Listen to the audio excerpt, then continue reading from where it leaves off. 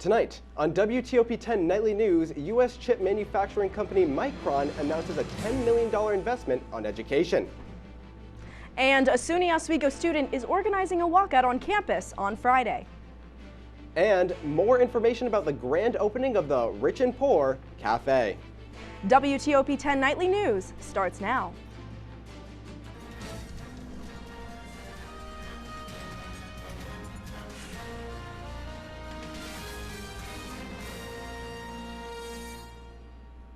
Good evening and welcome to WTOP-10 Nightly News. I'm Thomas Cafarella. And I'm Kaley Richmond. Over 1,000 SUNY Oswego students received an email from a student over the past couple of days inviting them to be a part of a walkout scheduled for this Friday. The email was sent by SUNY Oswego student activist Tyler Johnson, who says the walkout is a part of the SUNY-wide action against hate speech, discrimination, and Title IX violations, among other things. This walkout comes after Tyler posted on his social media that he found a note under his door that included a homophobic slur after returning from a peaceful protest against guest speaker Sharice Trump's presence on campus. His social media post received widespread attention from the Oswego community and beyond, including New York State Senator Rachel May. More details on this story later tonight as WTOP-10 news reporter Clarissa Karki conducts an exclusive interview with Johnson live at the studio. Bird scooters have made their return to the greater Oswego community for summer of 2023. WTOP-10 reporter Sydney Selleck gives us a look into their return. Just like the Canadian geese migrating back north for the warmer months, so are the birds. The popular e-scooter company Bird made its debut here in Oswego back in July 2021, and they continue to return each summer since. I spoke with the greater Oswego community to get their reactions to the Bird's return, and here's what some of them had to say. So I just feel like they're like good use for people that especially doesn't have cars to get travel from one place to another. But I do have older teenager kids that really loves them, just to even ride, just for like something to do in the summertime. So I think they're really like something good for the community. Students from the SUNY Oswego campus are excited for the Bird's return.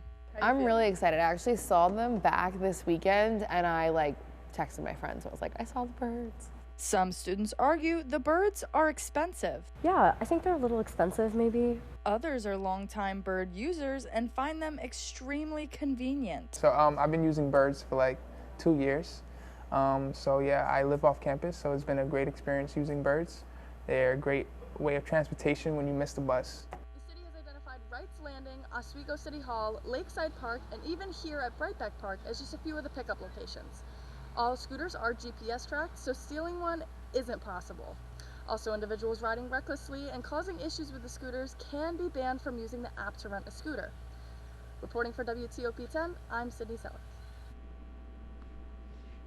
Rides cost $1 to start and 39 cents each minute after that. The electric scooters can be used on roads and bike lanes and have a maximum speed of 15 miles per hour. Excuse me. Scooters must be parked out of the way of pedestrians and never block driveways. This morning, the SUNY Campus Implementation Planning Work Group approved a multitude of changes that will be made to Brightspace.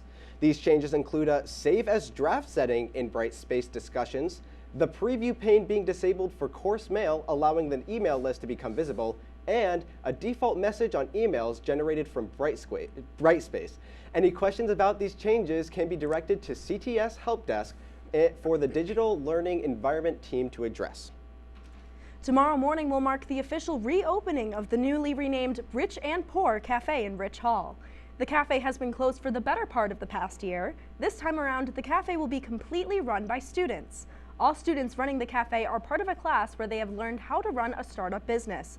Dr. Irene Scruton says it has been a pleasure watching these students bring the business to life.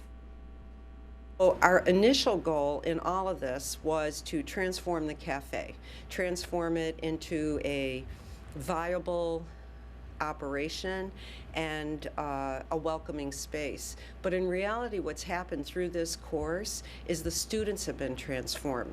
They've transformed into leaders, they've transformed into decision makers.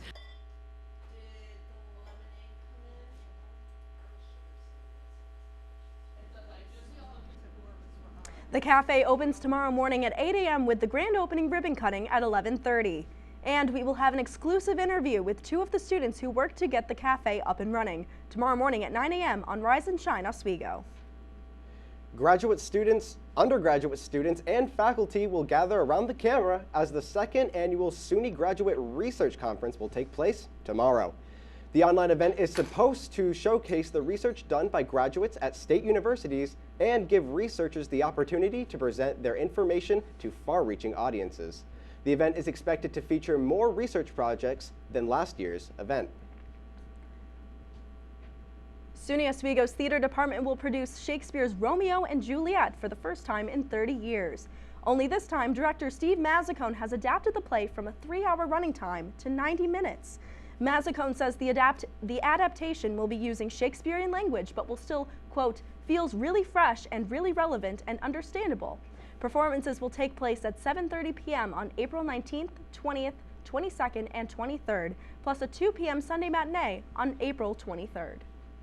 And in New York State news, the U.S. chip manufacturing company Micron and the NSF announced a $10 million investment to fund and develop semiconductor curricula in universities and colleges across the U.S. In a press conference in Syracuse, U.S. Senate Majority Leader Chuck Schumer and the director of NSF, Sethuram Punchanathan, revealed his investment is geared towards the Northeast University Semiconductor Network. SUNY Chancellor John B. King says he is, quote, proud to prepare students across SUNY for successful careers in semiconductor manufacturing, end quote. Now, let's take a look at the weather with Storm Team 10 meteorologist Brendan Rice. Alrighty, so looking ahead towards the weather, we got sunny skies ahead. Additionally, the weather is going to remain pretty calm over the next few days and possibly even few weeks. Next chance of precipitation really doesn't come until this next weekend. The rest of this week it will be pretty warm, temperatures in the upper to mid 60s, lows in the low 50s and upper 40s. So additionally with that, weather's looking great. Back to the desk. And coming up later tonight, staff at a New Jersey university are going on strike. And a prisoner swap was made between Russia and Ukraine. We'll have all this and more after the break.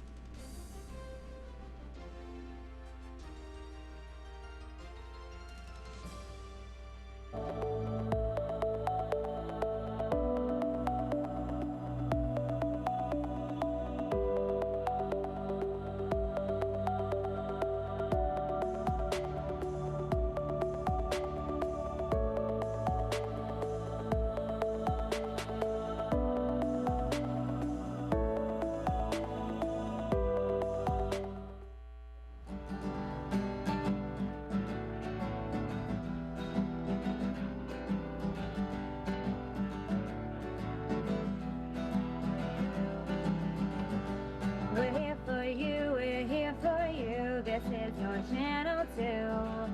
With sports and news and what to do, we're here for you. It's your TV, you're watching WTOP. Your TV, thanks for watching WTOP.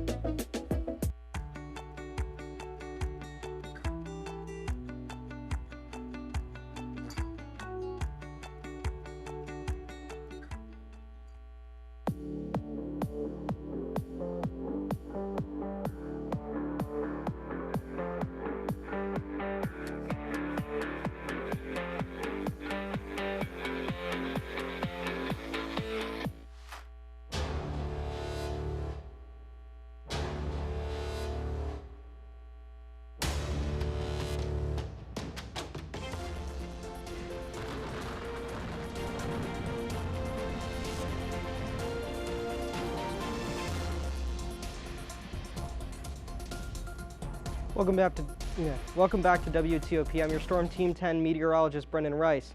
Currently, temperatures are in the mid-50s, 55 degrees with nice, clear to fair skies. Dew points are low, humidity is also pretty low today. It's been pretty dry. And wind has been calm. If you go by down towards the lake, you can tell it's like glass today. It's beautiful. Moving forward, regional temps in the area have also been pretty nice. Temperatures across the state varying from the mid 60s to lower 60s on the general, from central New York all the way over towards the Albany Hudson Valley region, with some colder temperatures out towards the west in areas such as Buffalo and Geneseo. Looking towards the temperature outlook on a national scale, on the 6 to 10 day outlook, colder temperatures are going to be in the Midwest with some warmer temperatures for the eastern seaboard, especially for us. Some areas more inner into central New York away from the lake are going to be getting into the 70s and even the 80s moving forward. So really beautiful temperatures moving forward for most of New York State, stuff that we haven't seen in quite some time. Additionally, your 7-day forecast for Oswego, it's just pleasant. Starting off, we're going to have temperatures in the 60s with partly cloudy skies, moving towards sunnier by the middle of the week. Temperatures rising to the upper 60s, might even get into a 70-degree day in there, possible. As well as towards later in the week, the temperatures just continue. Upper 60s and mid 60s. And we don't really see any chance of actually having some showers until Sunday and Monday. And even then, it's a pretty slim chance with most of the day being pretty sunny. All around, it's just beautiful spring weather, so get out there and enjoy it while we have it.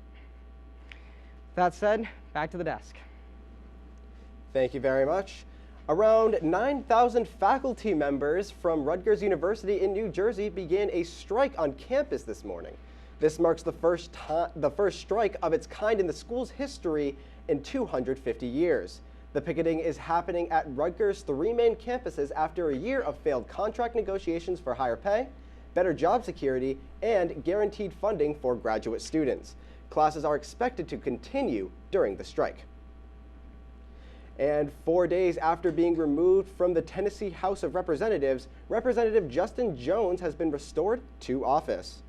Jones and his fellow Tennessee House of Representatives, Justin Pearson, were both removed from their office after their role in gun control protests on the House floor following the shooting in Nashville. Pearson will also be up for reinstatement after a vote on Wednesday. Panic and damage control is underway in the U.S. intelligence community as highly classified documents have been leaked across social media. Gloria Pazmino has the latest. An interagency effort is underway.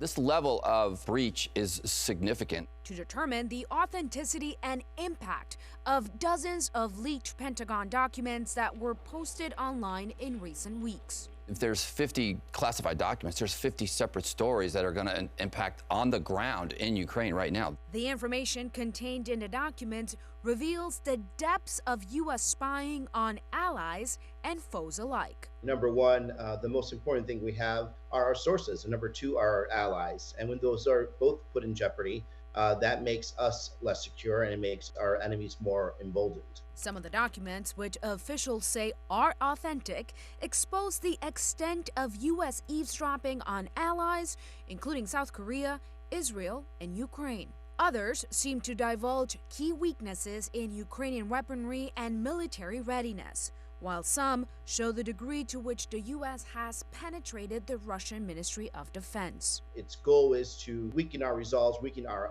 alliance. But unlike previous intelligence leaks, U.S. officials believe some of the documents may have been altered. These photos appear to show documents similar in format to those used to provide daily updates to our senior leaders on Ukraine and Russia. Some of these images appear to have been altered. A Pentagon spokesperson said the U.S. is already in talks with allies regarding the leak, and steps are being taken to tighten the flow of such highly sensitive documents. I'm Gloria Pazmino reporting. Many are concerned this leak will damage U.S. and Ukrainian ties, as both countries just started to build a more trusting relationship over information sharing. Today, Russia and Ukraine swapped prisoners of war. Russia's defense ministry confirms that 106 servicemen who, quote, were held captive in mortal danger were returned from Kyiv-controlled territory. These servicemen will be flown back to Moscow and provided with medical and psychological assistance. Ukraine's presidential office head Andriy Yermak confirmed as part of the swap that 100 Ukrainians were returned home. These include 80 male defenders and 20 female defenders. And coming up, our Clarissa Karki will sit with Tyler Johnson and discuss his proposal for a campus-wide walkout. Be sure to stay tuned for the exclusive interview after the break.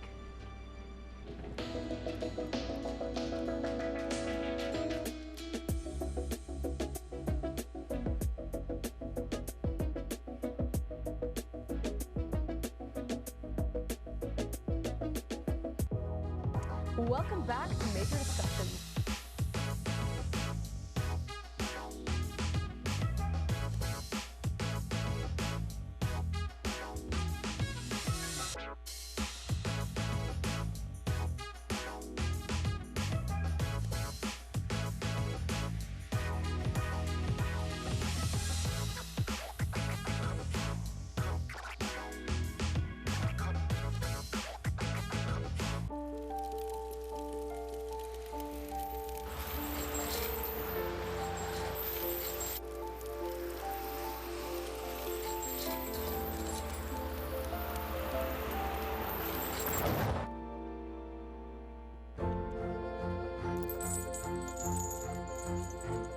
Did you know dragging chains can spark a wildfire?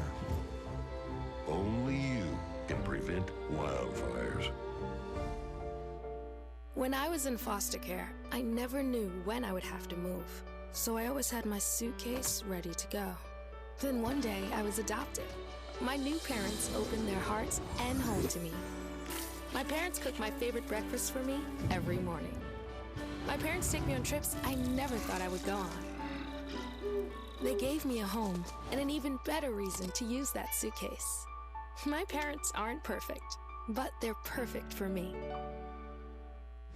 Hey there, I'm Al Roker, class of 76. Yes, way back in 76. Back when the earth was cooling. You're watching WTOP.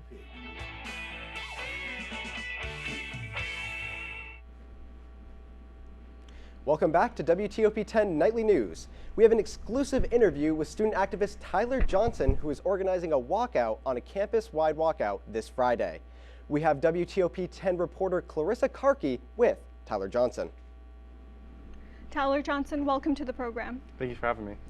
My first question to you is, you sent many SUNY Oswego students, I think over 1,000 emails this Monday and over the last couple of days, asking them to be a part of the SUNY-wide walkout program.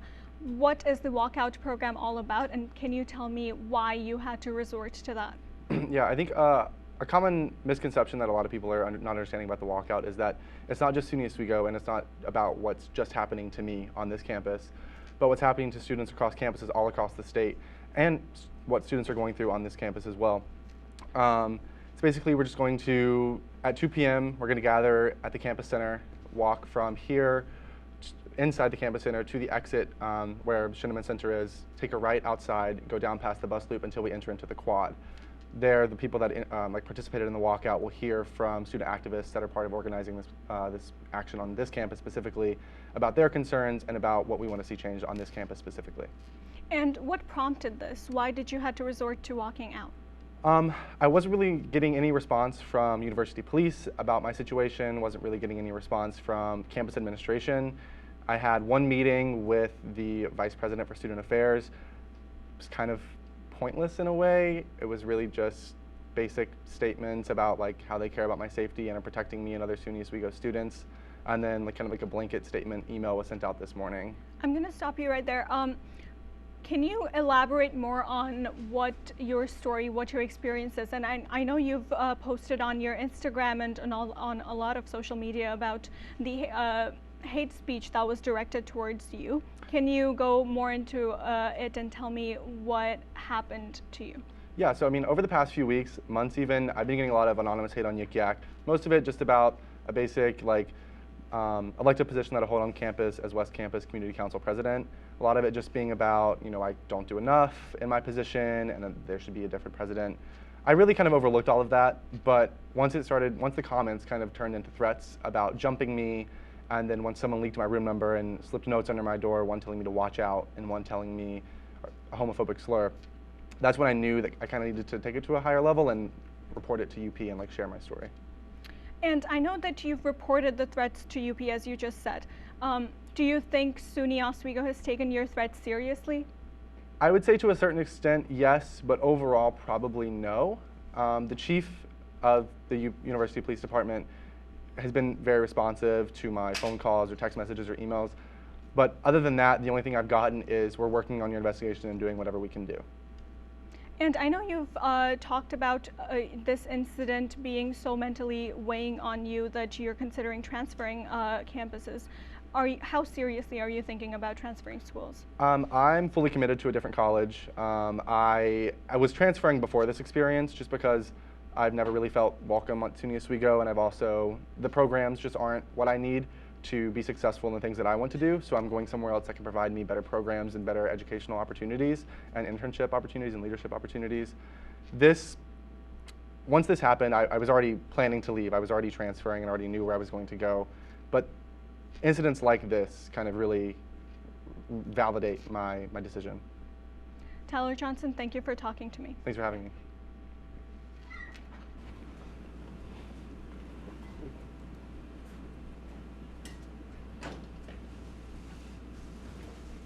And coming up in sports, it's Jaden Jiggetts. Jaden, do you have anything for us? Yes, I can. Did the New York Knicks make the playoffs? Find out that and more coming up on WTOP Nightly News.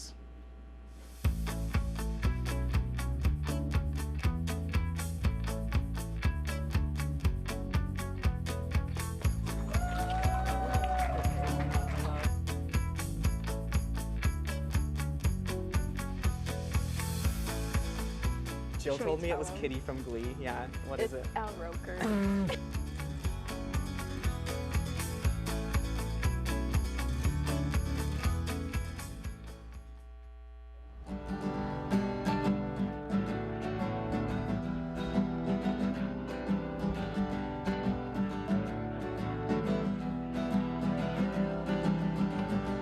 We're here for you, we're here for you. This is your channel 2. With sports and news and what to do, we're here for you. It's your TV, you're watching WTOP. Your TV, thanks for watching WTOP.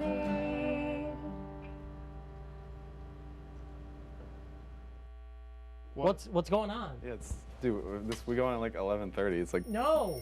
What do you mean no? It's 10:30. 10:30? Yeah, it's 10:30. What do you mean it's 10:30? Hey, don't touch that. That's my ladder. Hey, man. Whoa. You know this book was already discounted 10%? Wow. Get a close up of that one. Broadcast news. Look at that. Can we go back inside? I want to sleep in the studio again.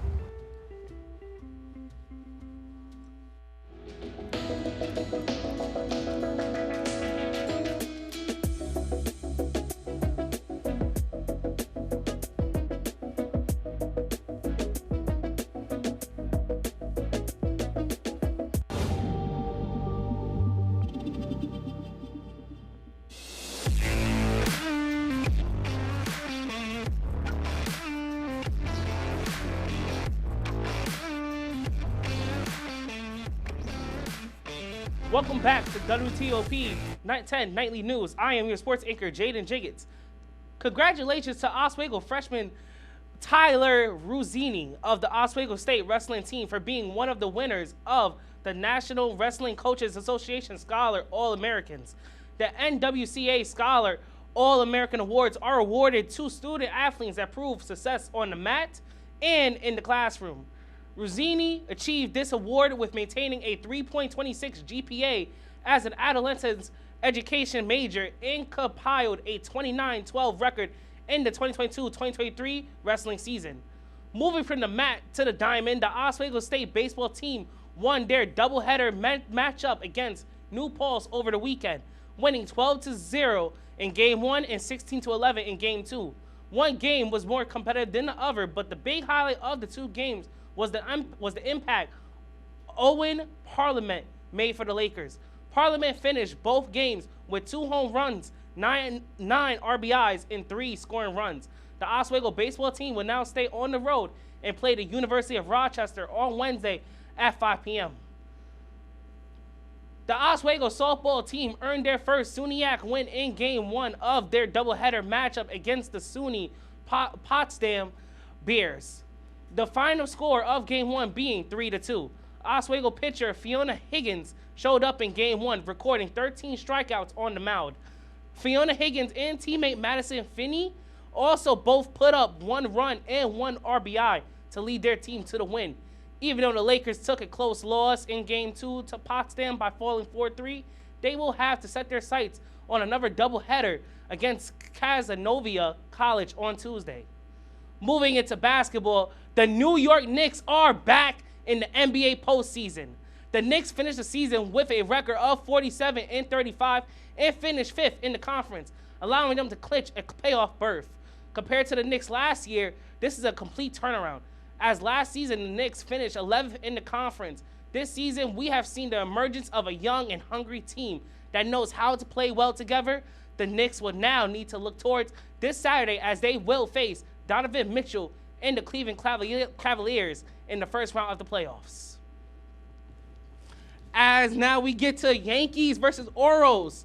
Okay, so starting off, we got Aaron Judge running for a double, and he leads into a run for Anthony Rizzo. Okay, now we see Judge back on the back. Oh, wait, hold up. Oh, that's gone. That is gone. That is out of there. It's a home run for Aaron Judge. That's his 3rd home run of the season. His first one against the Baltimore Orioles. Here we got Franchi Corretto at bat. And Franchi hit a home run himself. He hit a home run. Score is now 4-0 going into the 5th inning. Here we got the Baltimore Orioles player Anthony Satiner hitting a double and leading for two of his teammates to make a run. He gave the Orioles a chance, having the lead at 4-2. In the 8th inning, we see Aaron Judge hitting another home run. Boom! It's gone. Aaron Judge sitting there showing he's the star player. Score was end at 5-3. Aaron Judge hit 2 home runs. Wow, that's absolutely fantastic. Hey, Jaden, you seem really passionate about that. Are there any other sports you're looking forward to? Man, I'm looking forward to this NFL season coming up. You know, that's in the fall. But what I really want to talk about, okay. I'm focused on seeing my Knicks. Knicks play. My Knicks is going to play in the playoffs. Yo, I'm so happy for that. Sorry, Jane, just got to have to cut you short there. That's our report for tonight. Be sure to stay tuned for Cream Fraiche. Thank you for watching, everyone. Have a great night. Peace.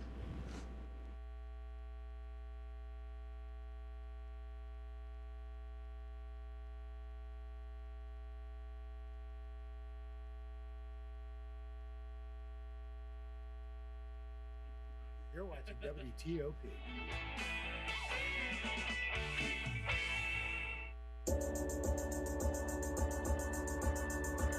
The Kinda Late Show with Chloe and Anna.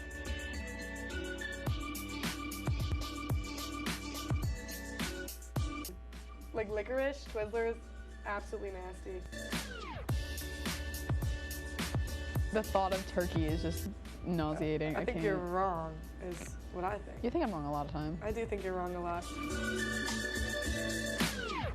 When you look at the number of disasters in the U.S., chances are every area will deal with some kind of emergency in the next decade. And between school, sports, and social lives, chances are you won't be with your kids when it happens. Will they know what to do? Ready.gov/kids has the educational tools and information to make the conversation easy. When the time comes, chances are they'll feel prepared, not scared. So talk with your family today.